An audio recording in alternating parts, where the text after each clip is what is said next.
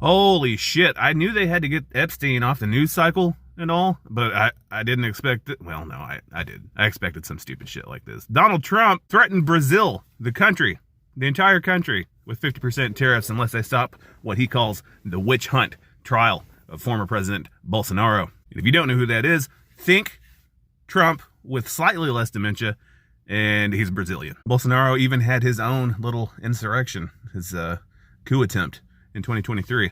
So it's no wonder that Trump has a little chub for him. Trump did go on later in the letter to say that if Brazil or companies in Brazil decided to move to the U.S. and manufacture, there would also be no tariffs, because that's how that works. Never mind the fact that the United States runs a trade surplus with Brazil, and that putting tariffs of that scale, especially on a country that runs a trade surplus, would harm U.S. exports far more than bringing manufacturing jobs back would make. But I guess you'd at least feel good about it? I don't know.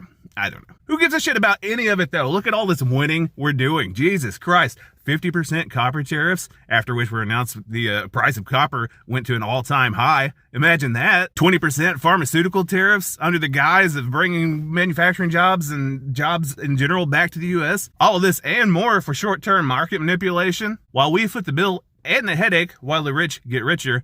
Again, so much fucking winning. I can't even stand it. There's so much. And to clarify, that was all sarcasm. I don't know who needs to hear that, but some of your comments are very concerning. I feel like many people think that I'm actually being serious when it's obvious that I'm not, to me anyway. Anyway, who gives a shit? What the fuck do I know about anything? It's day 170 in a series in which I ask myself, do I have to go to work today? The answer is yes. I don't care. Here we go. Do I have to go to work today? Yup. About to go yearn for the copper mines. Bye.